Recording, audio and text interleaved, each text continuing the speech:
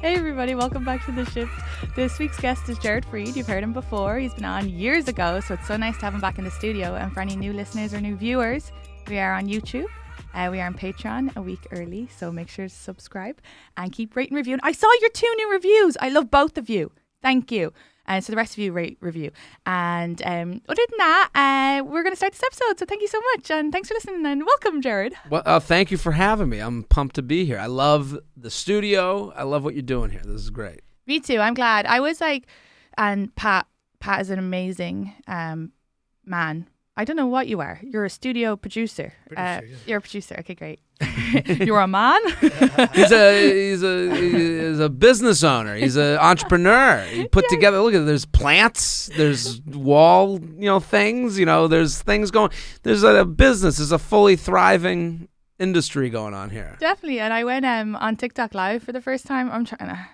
You feel like you're selling your soul a bit, but I was at Stanford. You're going to be there, are you? New York Comedy Club one? I think I'm doing it over the summer. Oh my God. The green room is bigger than my apartment. Really? It's amazing. So I was like, this is the perfect time to go live because I feel really excited. They had tampons in the bathroom. So I went live from the bathroom first. Right. But then people were messaging being like, yeah, I stopped listening to your podcast a while ago because the audio wasn't as good because I guess they were saying things like people hitting it off their mouth. And I was like, I have a studio now. Right. It's better. Come back. Yes. And he was like, okay, I'll give you a second chance. I was like, Well, it's so funny you said it. It's one guy who is a little too sensitive and a little too, I heard someone chewed on gum once and I'm out. And then they have to let you know. And then what we do is our brains can't handle it. We go, well, he's speaking for the people, everyone. Yes.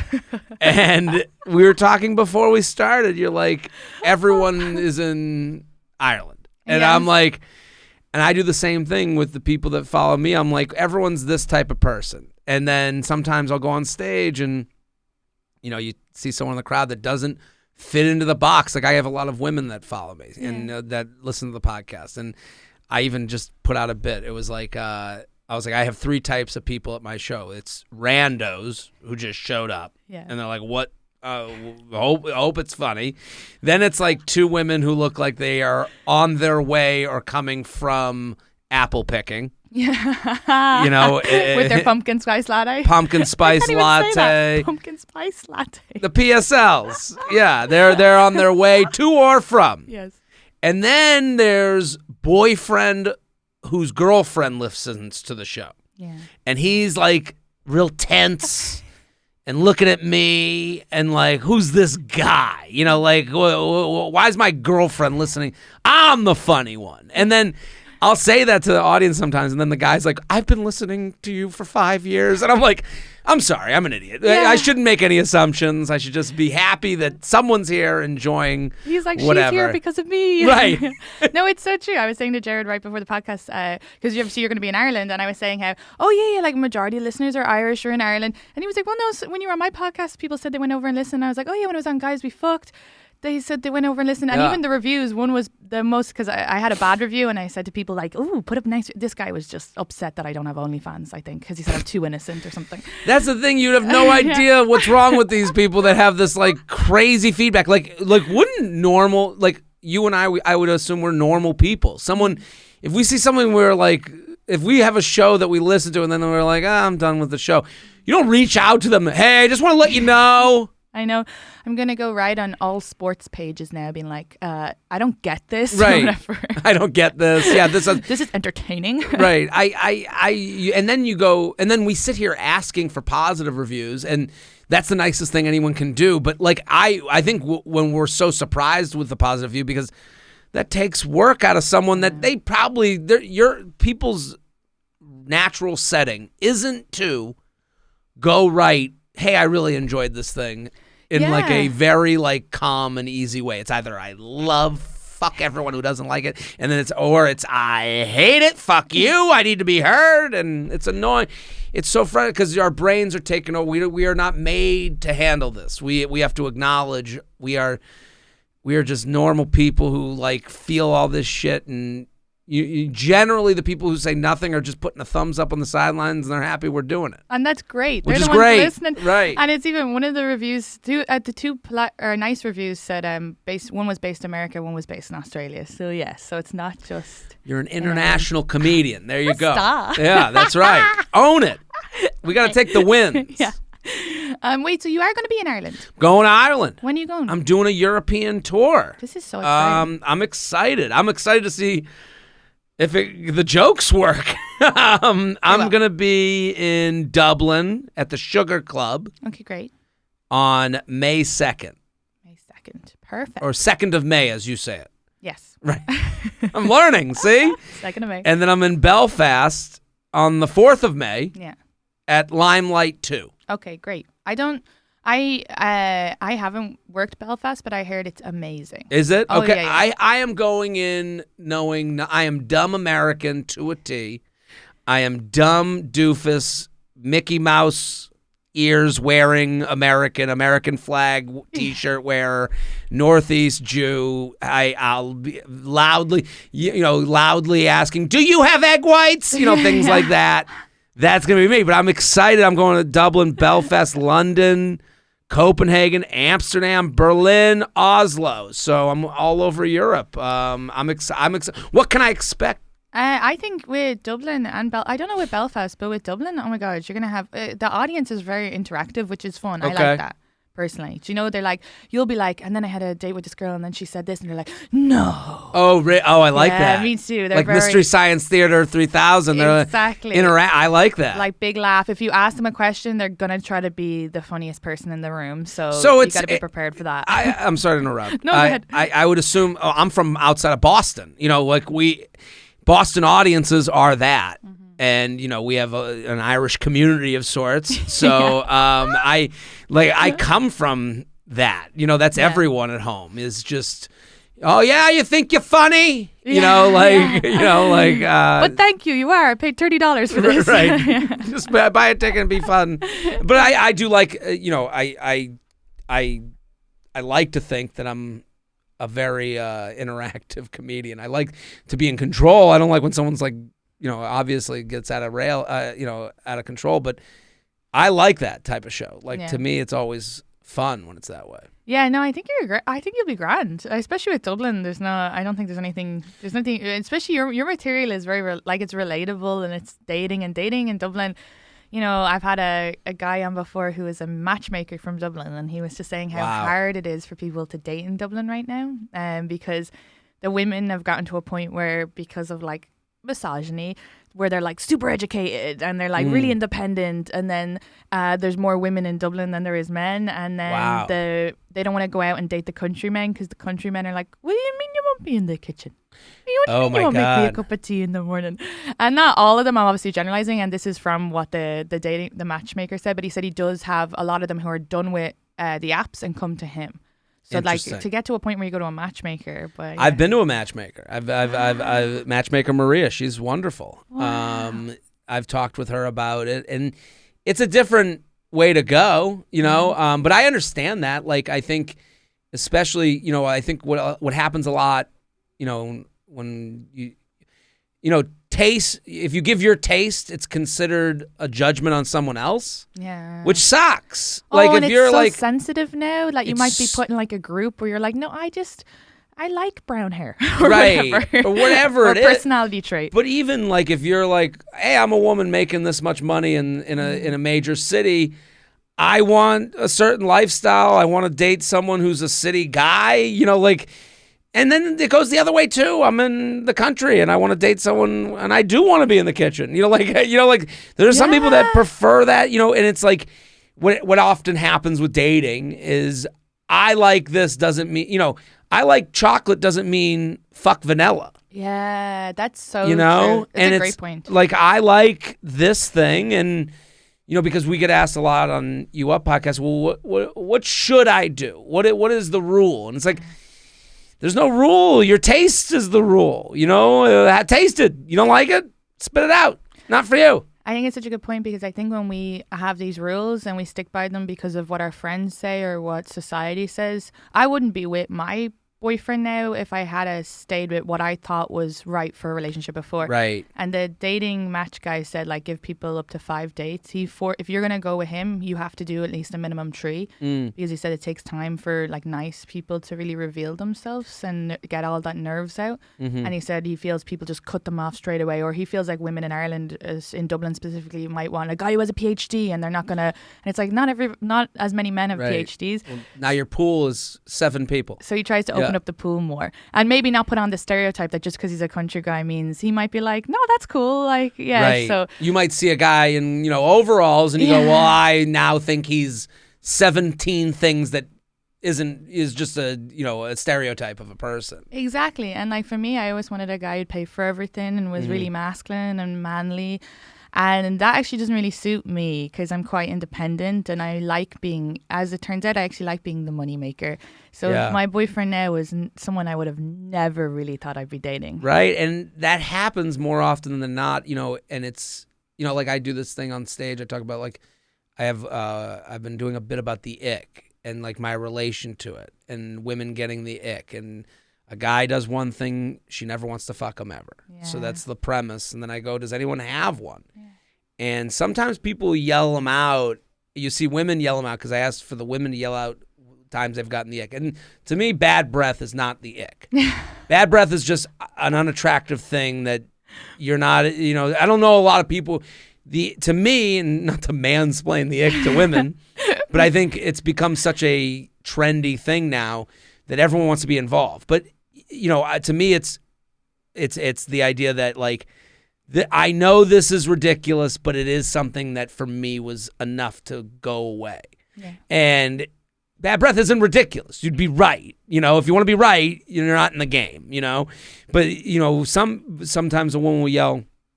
I had one woman. She said she went to a concert with a guy. And he loved the band, so he put up the heart shape with his hand to the band. And so he puts up his heart shape. So he loves the band so much. That's a perfect ick. Because if you really break it down, you go, oh, this is like a sensitive guy who really connects with art, likes music, has been thought through his emotions and soul. To another woman, a guy that is on their wedding website, our story page. Yeah. I love how sensitive he is. And there was one night we were at the music and I knew he was the one when he put up that heart-shaped hand thing. And that's when I knew he was one. And to this woman, she's like, ugh. Yeah.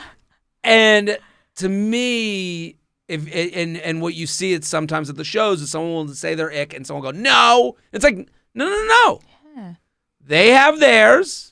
That was enough for them. And I will even say this. I know for a fact an ick on one guy might be a yum on another guy. 100%. I think of all the icks I had, and if my boyfriend was to do them or has done them, they're not icks with him. Right. Like he's very sensitive. I've even seen him cry. And I mean, I have left men. Not left them, but as in that was the thing that I was like, ooh, I can't deal with crying. But of course that was my own internalized misogyny. But now with my boyfriend, I love him, and if you cry, I'm like, oh, let me take care of you. But before it felt like, oh, I don't want to take care of you. Absolutely. And usually a lot of times the ick starts with, I'm done with this dating thing. Yeah. And I'm just going to go on this date with this person that I don't really like their profile, something about them, but I got to get out of the house.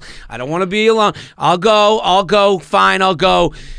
Oh, they're wearing flip-flops, and then you've had it. Yeah. I think the ick is the product of I've had it. And it's put into this one physical thing that you can say at the brunch table and it's fun and everyone can laugh and then it makes it more positive and we can trash this guy, but at least we feel better.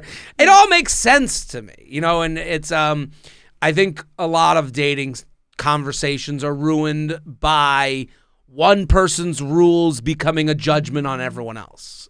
No, exactly. And I think especially with women, we have a gang of women behind us, which maybe you guys don't really have. Like we have the WhatsApp detective group. Okay.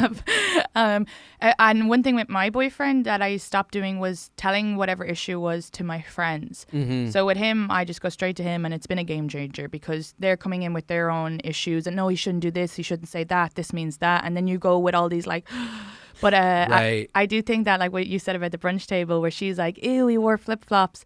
But if she was like, yeah, it was so nice, it was so refreshing to see a guy wear flip-flops, the girls would be like, yeah, that's so cool. Like they're gonna stand behind you no matter what. You're not getting an honest answer. Yeah,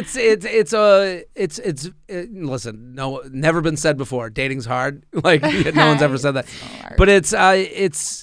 But there's so much more voices now, and I do think men are kind of lucky that like our number one conversation, lucky in some facets and unlucky in others. Our thing isn't to talk about relationships, so there's not as much pressure. Yeah. So if I went to my buddies and I was like, I've gone to like them individually and asked them very specific questions. It was never just like, so I went on a date. How was it? Tell us. And that's probably why, the people that follow me are mostly women. Yeah. It's interesting to them. And to a lot of guys, it's just not something on the front of their mind, especially as they're younger. Yeah, I watched your TED Talk. Who should pay? Who should pay for the, what's it called? Who should pay for the first date? Who should pay for the first date?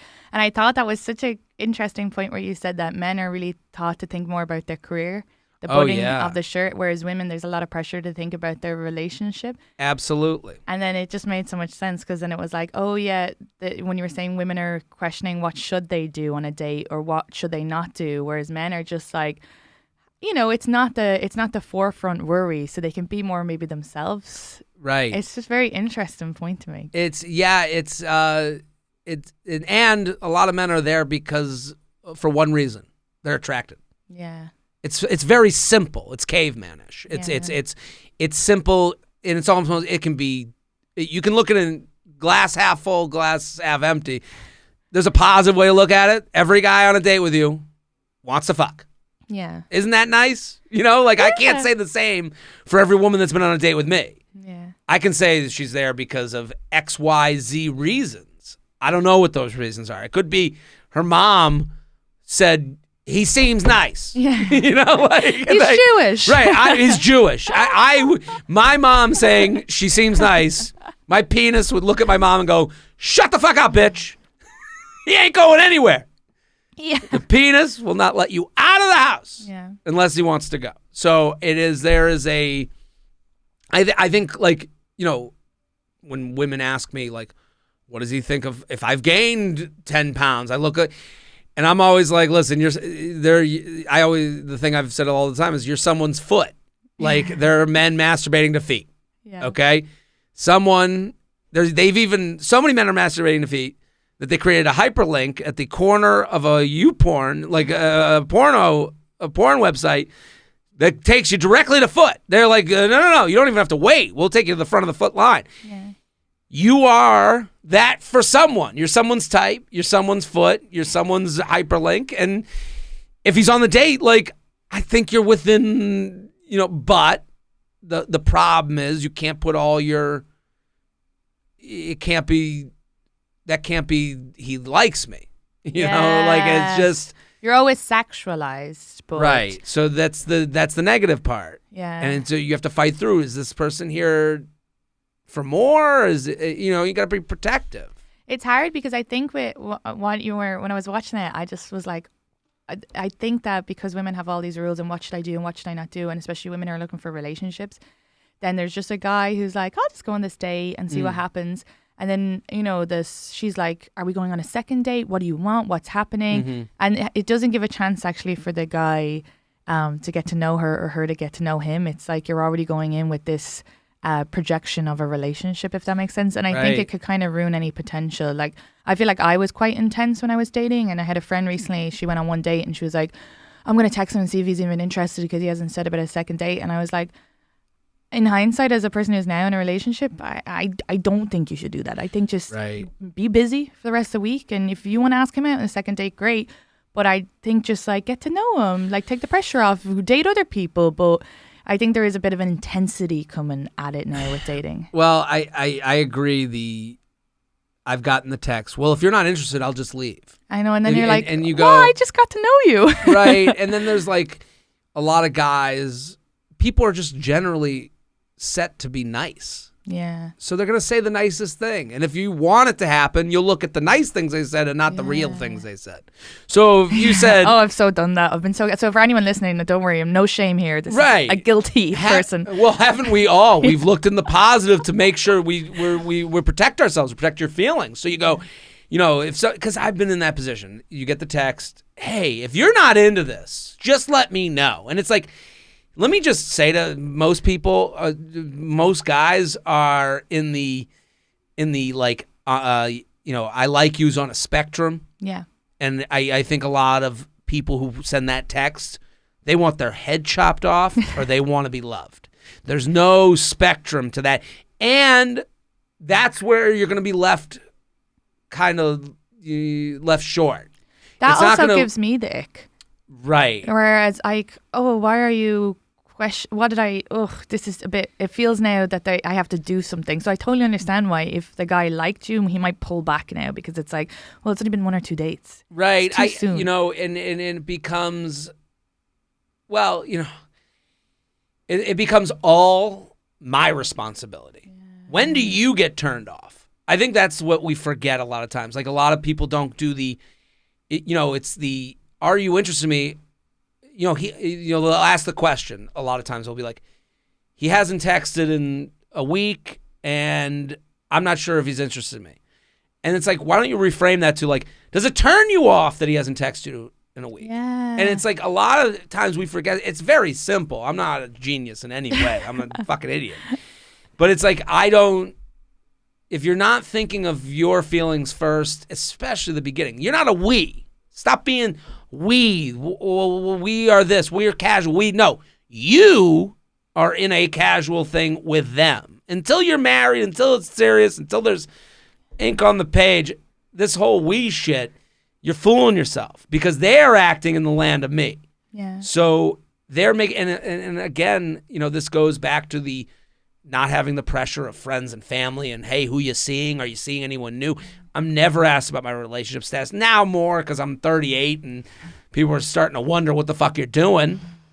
But when you're 27 as a guy, yeah, it's not even a question. Are you having fun in New York? That's what you're asked. Yeah. How's all the women? Where for women, you feel like they're looking at you like your eggs are drying up. And it's like, for some women, it's like, I don't even know if I'm going to have kids. Absolutely. It's so not fair. Pressure. There's nothing fair about this. Yeah. But I am not in the land of making things more fair.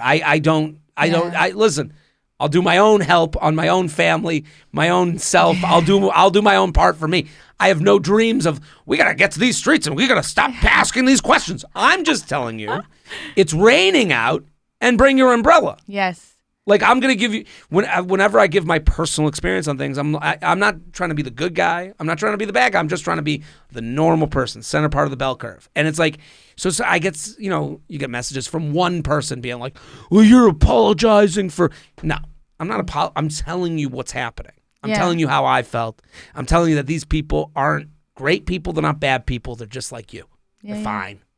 And it's like, hey, this guy that you're dealing with that didn't text back after the second date, he's thinking about this too. He's thinking about what makes him best off. So here's your umbrella in the metaphor. Like, what gets you to where you're going? What keeps you dry? Well, what keeps you dry is, does this turn me off? Do I want to ask the person, would it turn me off even more to say, hey, I'd like a third date? Yeah.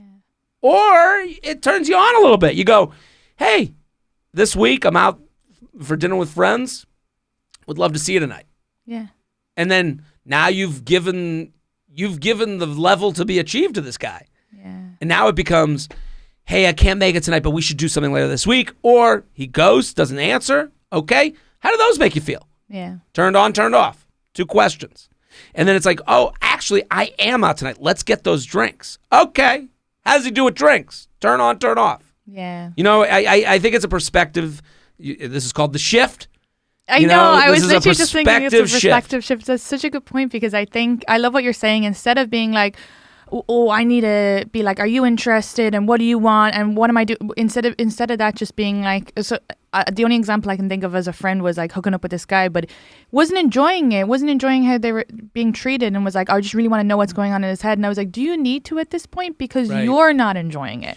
Right. So it's like, if you think more about yourself, like, okay, so he hasn't texted, if you're a person who's like, I need him to ask for the second date, and then he hasn't texted for a week, like, okay, well then maybe you need someone who's more like going to be more involved. So kind of maybe move on to the next, or go, okay, I'll take the risk and text. And then if he's kind of not responsive, just don't take it as a personal attack either. I love what you're saying, like what turns you on, what is how are you feeling? Because I feel like sometimes I've been in a situation where a guy didn't want a relationship but wanted to see me 5 days a week, wanted like all this therapy, wanted all this attention, but was never going to be.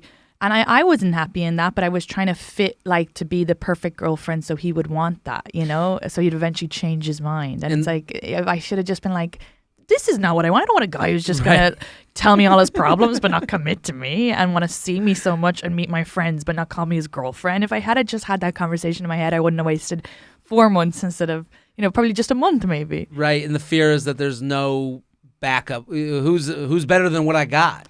The fear is the unknown. Well, yourself is better. That's something you have to trust. You're right. Yeah.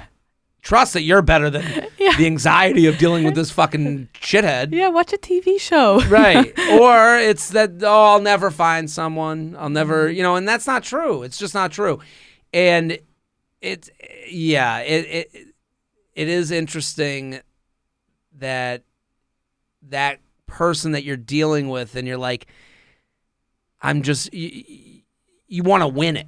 Yeah. And I get that completely. You're like, they gotta like me. Yeah. Why don't they like me? I'm me. And then you're doing all the things to be the perfect person. And it's just kind of, in the end, it is just kind of bullshit, because it's like, even if they don't like you, and a lot of time these guys, and I think women can relate to this, they'll do that. They'll put in 6 months and then they'll finally walk away, and he'll be in a relationship a month later. And I think that can be quite hurtful, but it's like, also that's kind of okay. You weren't whatever him giving up his freedom, and then maybe he just met someone that he connects with, or maybe they were like whatever, but it's not an insult to you. In addition to that, and this is another thing to like take this for what it is, but I think it helps to make it not personal. Yeah. A lot of guys date like they are in a relationship. That's how most guys aren't studs. So I've thought about this a lot. This is a working theory. Okay. Most guys aren't guy who walks into bar, picks up a new woman every night. Yeah. The apps especially give men the ability to be a stud while being a dud. Dating apps were invented by duds. Yeah. Male nerds who didn't want to deal with hearing being turned down. Yeah. That is, I'm not saying this to be mean. No, but it makes sense. It's less of a rejection. I am more male dud than male stud. I'm lazy. So male duds created the apps. Mark Zuckerberg types. Okay? They wanted to know whether a woman thought they were hot or not, all of it, without having to say, do you think I'm hot or not? Yeah. Studs deal with that rejection every night and get the riches that come with being a stud.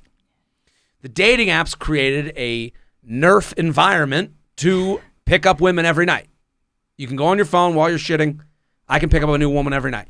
So, but they don't have the ability to do stud-like shit beyond that. Stud-like shit, and I get is usually when you hook up with a stud, you're like, fun, great time. He doesn't say nice things. He doesn't say mean things. Just out the door, gone. Yeah. Duds need to be held, need to be treated like you're their girlfriend. They hang around for breakfast. Hang around, tell you nice things, because they don't know how to handle the next step, because the next step is in studland. It's so true. Yeah, the next step, like, I say the fawns, which makes me sound old, but like the cool, that's the thing, like guy in leather jacket who brings you home and makes you come. Yeah. And you're so satisfied. The other problem is sometimes with the non-studs, maybe it's not as great in the bedroom. So, but then they stay and make you breakfast the next day, and you're like, well, you know, I can train him. He's boyfriend material. Totally. And I am victim. I am the ultimate dud. Like, I've done this. I'm speaking from experience. Because the apps, I mean, they keep you single longer. They keep you in the game longer. There's always someone. You could be on the date, right in front of you on the date, and then on your phone, still swiping in the bathroom. And that's probably the most attention they've gotten, whereas they're not walking through a bar getting loads of female attention. So they're kind of like, oh, but who's next and who's better and wow, you know. So I think it's also I've had two guy friends where they've like talked about. They've asked for advice, okay, where they've been like, I don't know what's going on with this girl. Like, she kind of expects a relationship. And with both of them, I'm like, well, what are you doing? And it was like they were making them breakfast every morning. They spent time with their friends. And texting every day. Hey, how are you? Good morning, good night. Yeah. Two of these guys had brought the girls out to meet me. And I was kind of like, dude, I don't think... This was after I said, pull it back, just go home after. Right. Don't be doing... And he was like, but I want to be a gentleman. I was like, but girls read actions. And then they ignored it. And then one day they two different friends brought these girls out to me and our group of friends. And I'm kind of looking at the side of my eye like, this is going to blow up in their fucking... And the girls are making such an effort. They're getting to know me. And in your head, you're like, oh, this is horrible. And then so...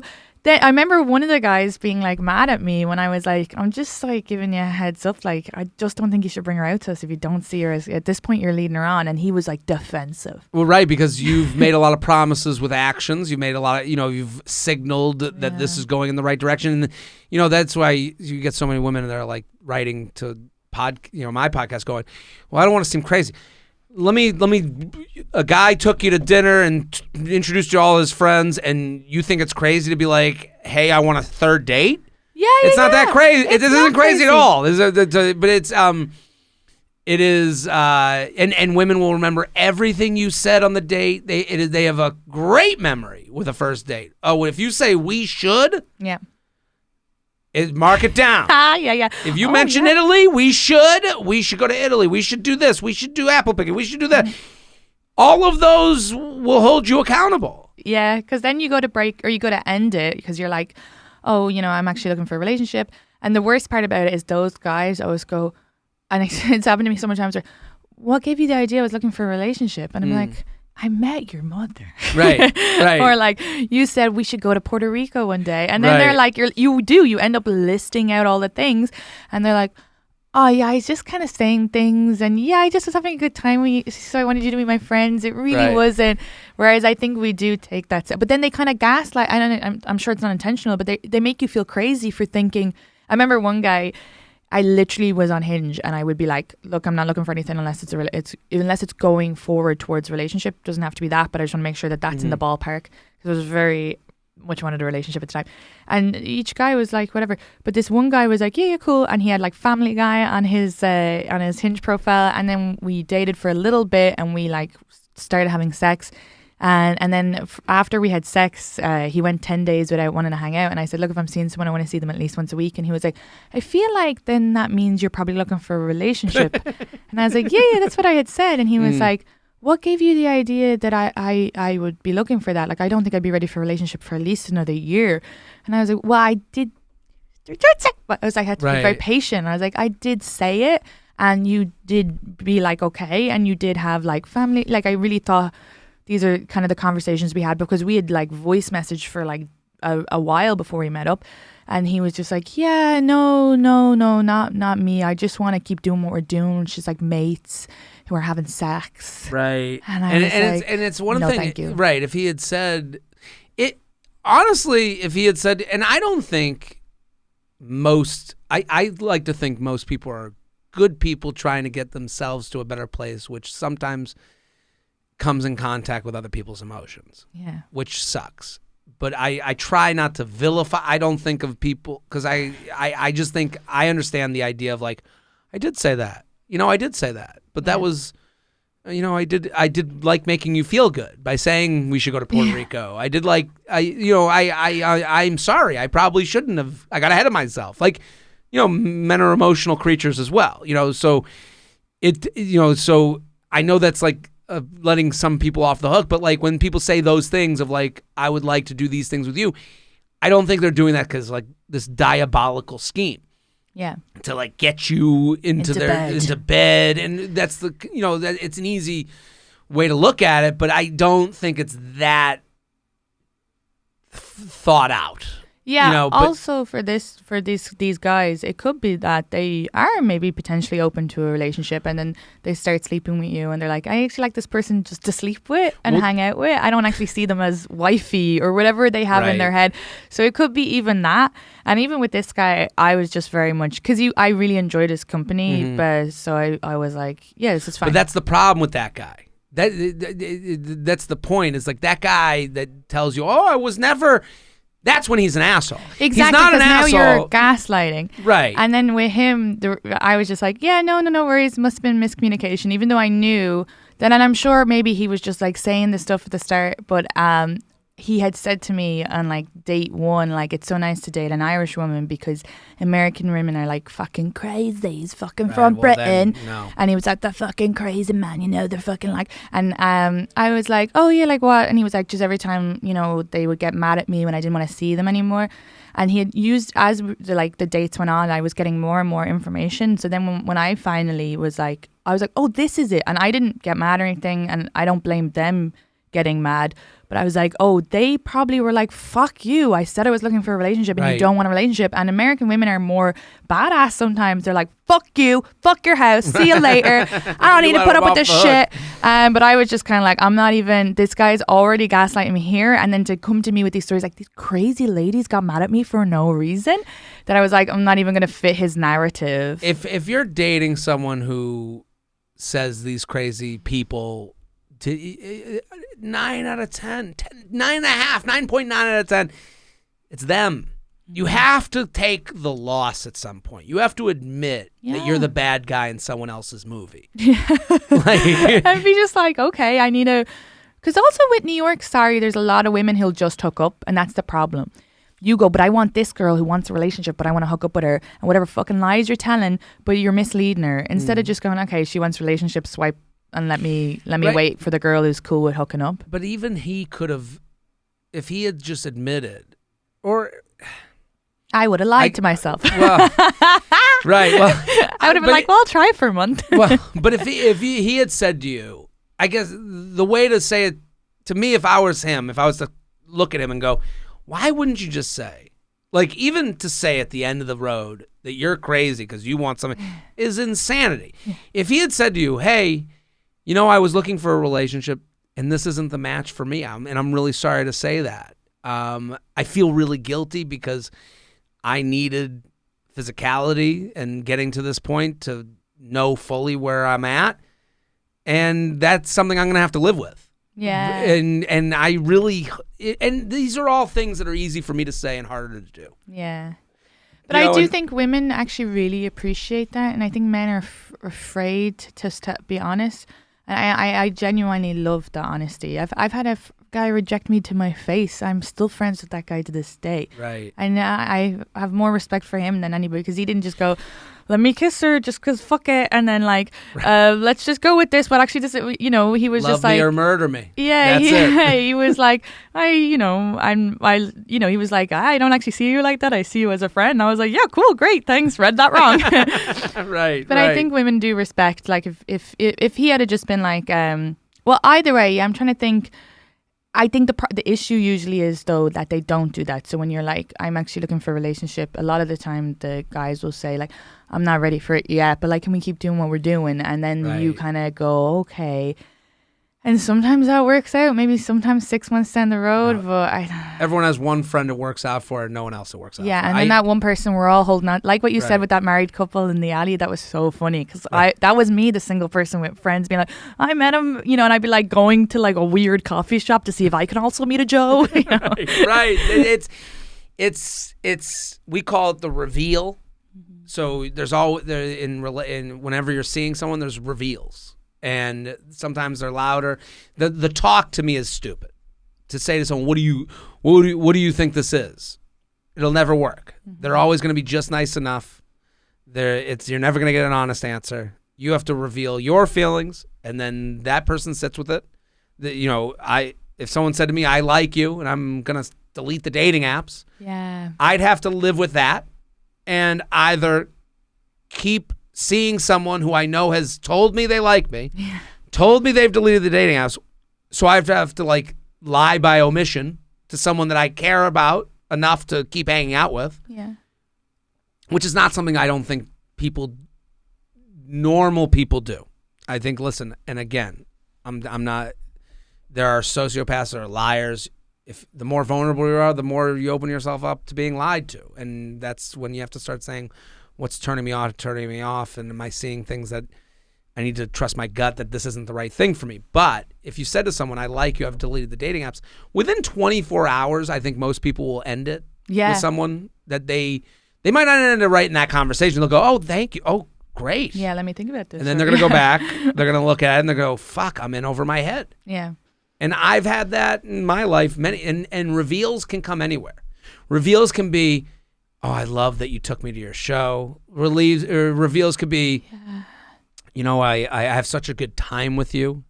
Reveals could be, I'm just so happy we're hanging out. Just small things. Mm-hmm. People take that in. They go, well, I'm not there. Mm-hmm.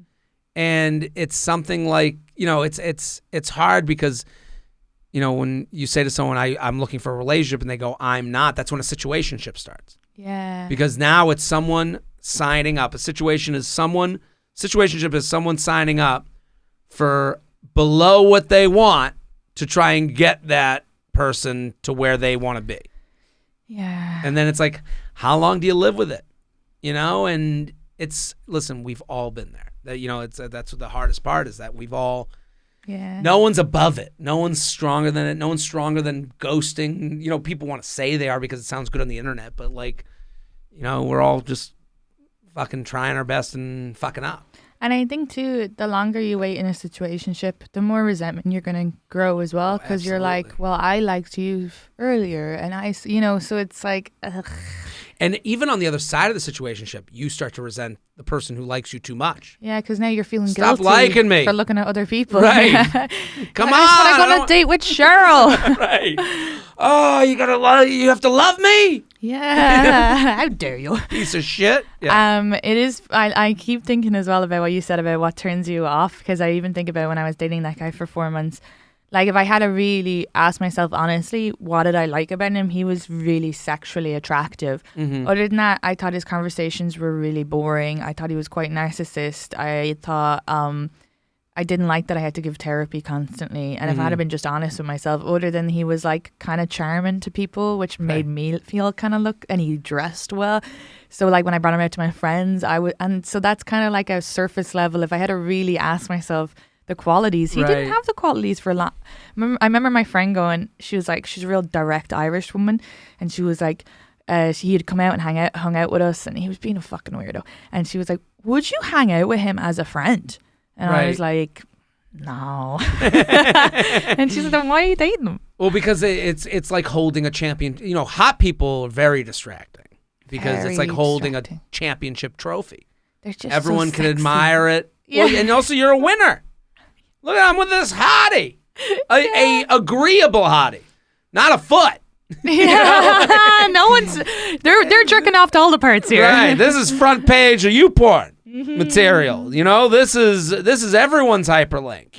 And that's so hard because you can get distracted. Oh, but they're so and pretty and charming and know how to talk to the barista, but then they don't know how to talk to you. Yeah, it's that's hard. I understand that. I understand, and this is when you get into the weeds of like, where you get into like, okay, if you have, people will get mad. They'll go, well, you'd have sex, but you wouldn't date.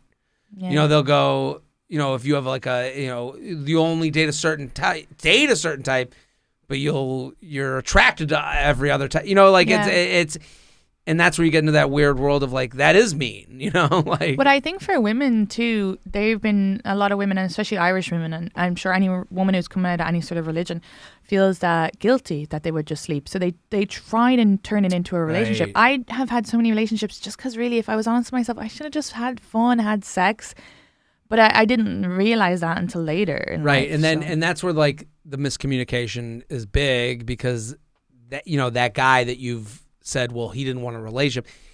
None of you wanted a relationship. Yeah, Like, I just was trying to absolve some sort of guilt. I'm not a whore. We're dating, and it's okay to be a whore. Yeah, right. And I'm not just not deserving a relationship. He didn't want one. Yeah. So you got to have a villain. Like that. I've been talking a lot with like people about like nicknames they've given former relationships.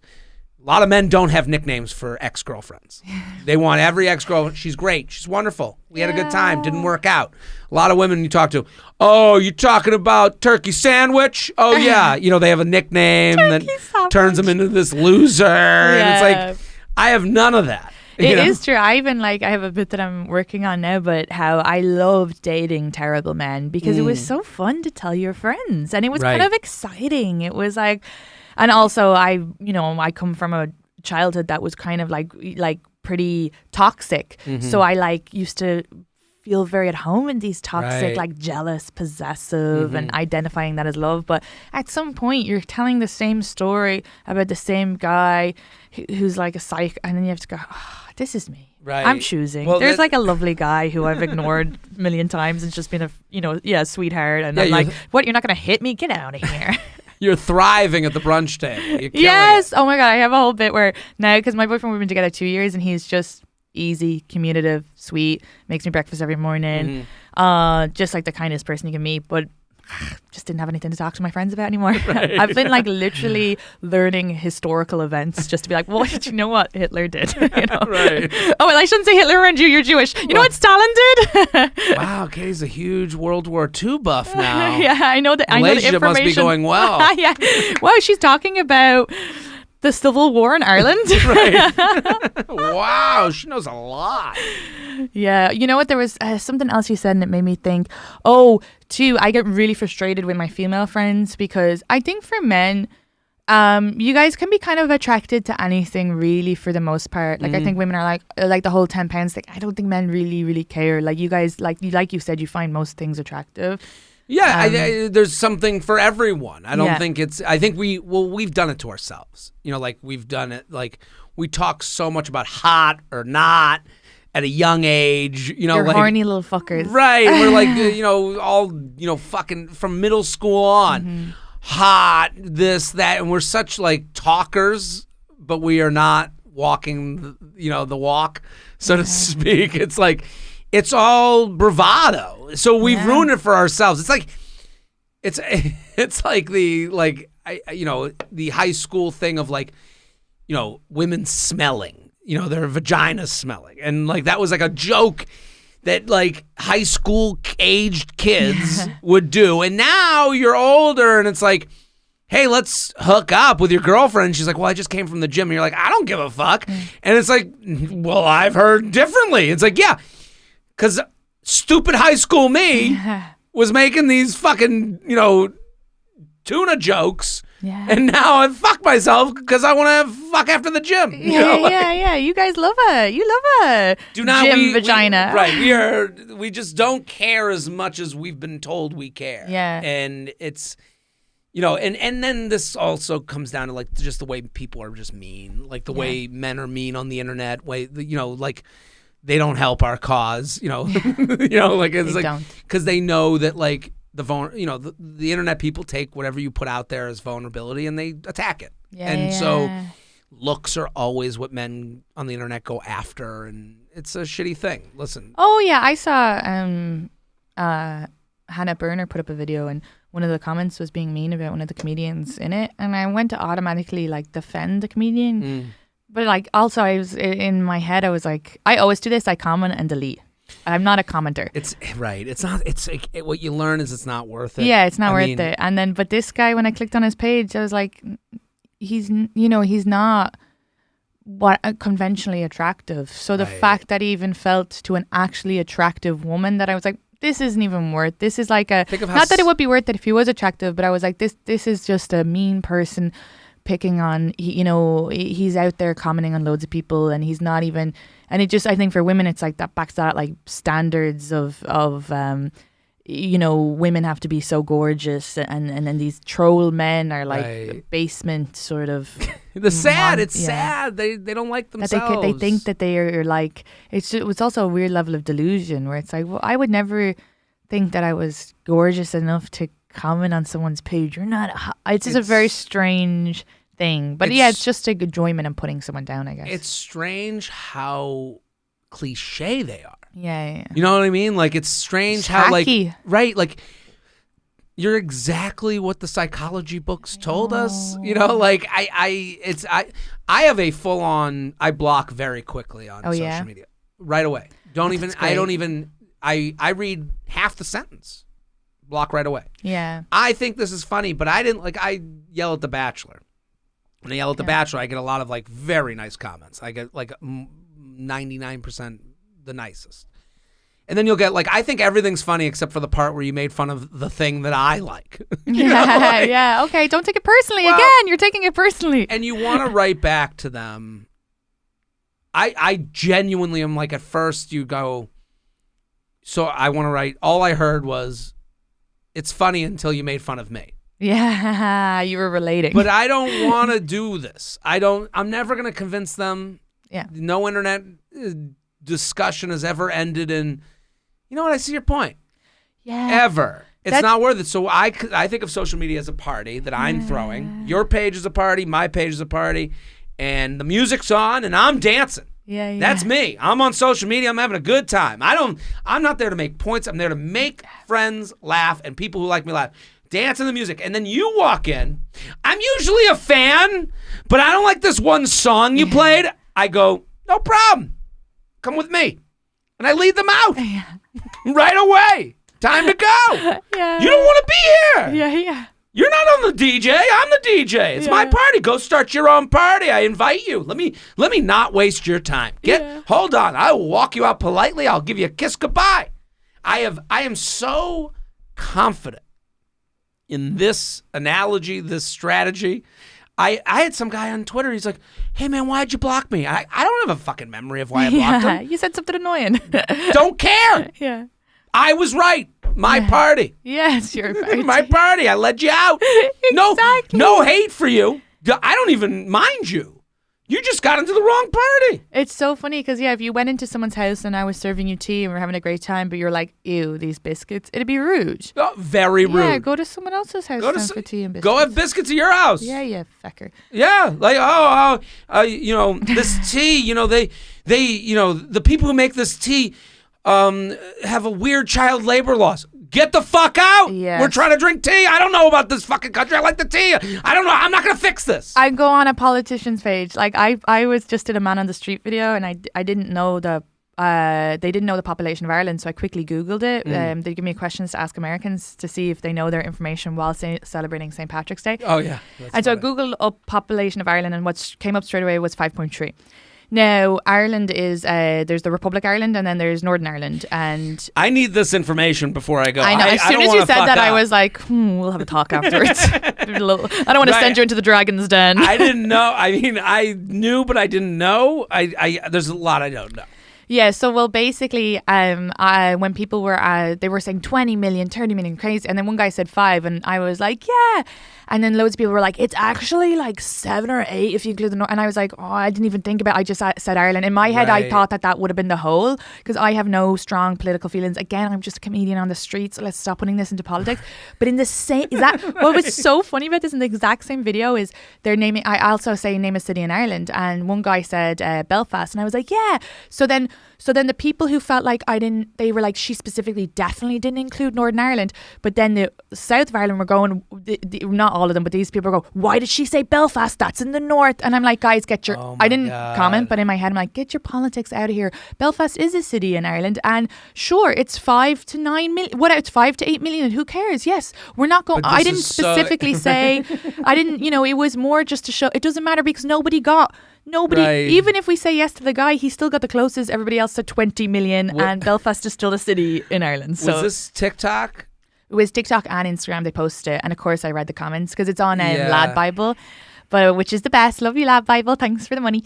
And I don't mind. It's just a funny thing that, that no matter what, you'll piss everybody off. Right. I almost understand it more on TikTok than I do Instagram. TikTok because... It was definitely more on TikTok, yeah. Because what happens, I do understand. I have empathy for it. Like, you're scrolling your For You page, more or less, normally. And then, thing I like. What's this? How did this fucking get here? How dare you? Right. I can understand the quick trigger on It's just anger, but I listen. I agree. I'm not like. I'm just like when I almost have like a less. I'm less of a blocker on TikTok because I understand how these things happen. Oh, and it helps it go viral. So I'm like, whatever, get mad. But then it's like, oh my God, what are we signing up for? We go praying to Father Algorithm every day. It's not good. But it is just that if people have to remember, humor and comedy is just humor and comedy. We're not politicians. I'm not signing up. I'm not doing a vote me into New York, whatever. I can't even vote. I'm an immigrant. So. What should I know about Dublin women, Belfast women? What should I know? I'm going there, single guy. I think women in Ireland are quite, and I'm sure Belfast women are the same as Dublin women. Like I personally think, and I feel like I'm going to get in trouble for this, but I think we're quite independent. Okay. And you're going to get in trouble for that? Well, no, but I think we're kind of like, so when I was watching your, so if everybody please go watch Jared's TED Talk, because I thought it was very brilliant, because I do feel like when for women paying for the date, you talked about a story about how so sometimes they'll take out their card to split it, but if they look like they're trying to split it too much, the guy will be like, okay, I'll let them split it. They might not be interested, which is funny, because actually with Irish women, we'll be like, no, let me split, and you're meant to go as the man. No, I got this. So we do a song and dance where you're nearly fighting each other over the bill, but hopefully the guy grabs it in the end. Right. And even if in some crazy world, and let's say you do pay, but then more than likely we'll start to feel guilty about it. So the next day we'll go to the toilet and pay without you knowing. And then you're like, for fuck's sake. So then the third date, you got to go to the toilet and pay. Next you know, by the fourth date, we've paid before we have the meal. Whoever got there first. You're calling in your credit card details. So a very feisty culture, yeah. And I think Irish people are very independent. Like I struggled with dating over here because I get very snappy when someone tells me how to do something, like, like I'll be making a steak, and American guys love to be like, I got this, babe. Right. And they'll be like, oh, this is how you do. And I'd be like, I know how to fucking cook a steak. So, and then I'll slap a lot, like playfully. And my boyfriend has said these two things: stop slapping me and stop slagging me. Because we roast a lot is our love language, and we don't take compliments. So my boyfriend would be like, you look great in that dress, and I'd be like, oh, stop it, you. But really, I like the compliments. So now he knows that I learn to say thank you, and he learns that I struggle with compliments, because our culture is to be like, no, and then the other thing with the slapping is we'll slap a lot, like stop, or like stop, we're a little feisty. But my boyfriend was like, ow, hitting me, and then stop roasting me. What's that on your shoulder, Richard? My girlfriend slaps me out of love. Or sarcasm. I've had to pull back a lot on and in hindsight it is actually very frustrating, but like things like so what time we get in the train, and I'll be like, 5:28, Grand Central, and then he's like, oh, how are we getting there? And I'm like, do you want the fucking steps as well? Oh yeah, it's like 102 steps. And you have to really... He's like, I just want information. Yeah, he's like, no, please. I just don't have my phone. I don't know what train. Why being mean to me? We have to catch a train. Yes. It's coming soon. We need to know how to get there. And like we're going to miss it. The Irish answer would be like, Google it yourself, for fuck's sake. Okay, so don't ask anyone for directions. Good to know. Don't ask anyone. With your accent. I need to catch a train, just get there. No, only in relationships. People in Dublin, by the way, are going to be the nicest to you. You'll be walking down the street, people will be saying hi to you. It's very warm, and I'd imagine Belfast is the same, like very chatty. People are going to want to talk to you as soon as they hear you're American as well. If you're in like an area where you're like Dodge, they might rob you because you're American. So just don't go to don't walk places maybe that I don't plan on going to Dodge, because at that point that's your fault. We were going through an area, and I told my boyfriend not to speak, and then he was speaking very loudly, but he thought he was whispering, and I was like, I'm saying this on purpose because you now have an accent, you're loud, and like at that point they're going to be like, you deserve to be robbed, right? Take it. Yeah, this guy asked for it. Yeah. So but no, I think you'll have a great time, and I think I think that's where the pay for it could be a really interesting question to ask Belfast and Dublin, because I think that's a massive issue, because it's hard to know, because I've always felt like I want the man to pay, but every time when you were asking that TED Talk, you're like, how does it make you feel? I was like, It makes me feel guilty actually when the man pays. I think about it. I'll be obsessive. I'll be like, okay, but the next time now I have to grab the drinks so he doesn't think that I'm just. I owe him. Yeah. You know, I owe in some weird. Yeah, it's an interesting question because I only did it because I was like, when I asked who should pay for the first date, the answers were just so all over the board from women, especially, and it was just like. And it was like there was a lot of like, there were defined opinions of like, you know, and if you did differently than that, you're an evil piece of shit. Yeah. And it was like the vilification of just having different taste. Yeah. Is why the question of who should pay is always so interesting to me, because it's okay to say, I like when a guy pays. You know, like it's really okay. And you know, if you feel, you know, the guilt, you know, to me, that's Irish guilt. Yes. You know, that's Catholic guilt. That's guilty being alive. That's your problem, not the guy's problem. That like. But I do want him to pay, because for me, it's like, especially the first date, like me and my boyfriend now, we're together too long and I make more money. He knows how much money I make. It would be crazy if I were like, why aren't you paying for everything? But not that I'm making loads of money, but I mean, he's making no money. But I do feel like when it comes back to men and career, that men do invest in what they like, and I feel like that they will pay if they want to see you again, and it really feels like an indicator for me. But I do think as the woman, it is good to be like, I think, because sometimes, and I've heard my Irish guy friends, American women won't even fucking reach for their purse, where they're used to having the little fight.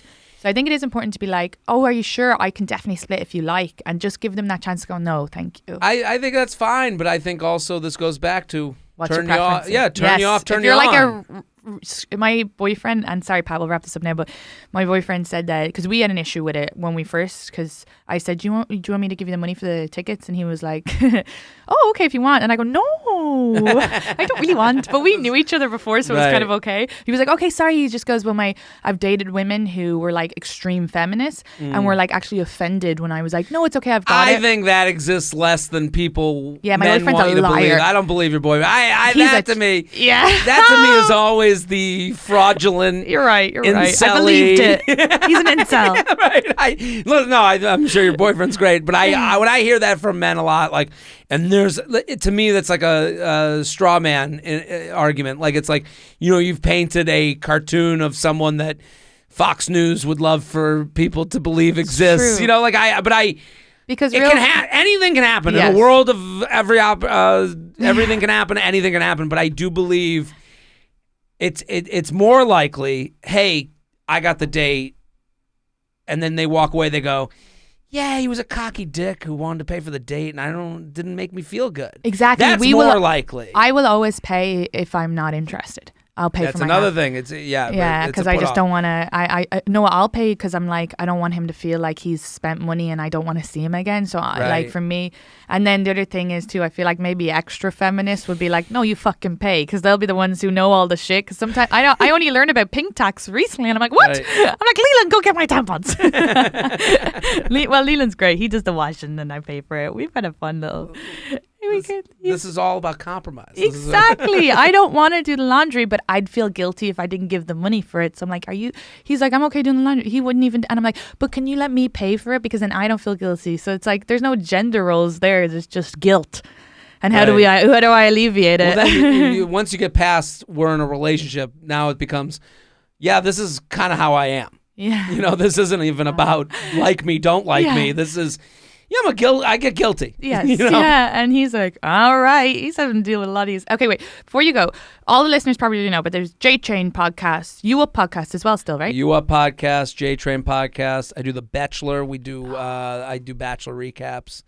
We're doing Love is Blind coming up. Love is Blind. So we're doing recaps. I've been watching the new season that comes out amazing this Friday. And I'm coming to Dublin, Belfast, May 4th or May 2nd in Dublin, May 4th in Belfast. It's going to be great. We'll put all the links in the description. Yeah. I'm so excited. Yeah, if you go and then... Where should I eat? You got to give me all the... I'll give you all the stuff. Give me the stuff. And then again, rate, review. Thank you so much because it helps. And this episode will be up a week early on the Patreon. Video will be up a week early, but then it'll be on YouTube and on all the podcast apps. And thank you as usual to Pat. Pat's information will be in the description as well. Also, I wore my Blah and Ennis earrings that she gave me for free. So it's not a paid advertisement, but she is an Irish designer. Beautiful. Aren't they stunning? So if you have some money, invest in. They're not expensive either. I think her stuff is like 50 to 100. But again, not paid advertisement. I just like to support Irish designers. So if you have anybody who you think I should also give a shout out to, let me know, because I don't want to make money. I have guilt. I love you all. Goodbye.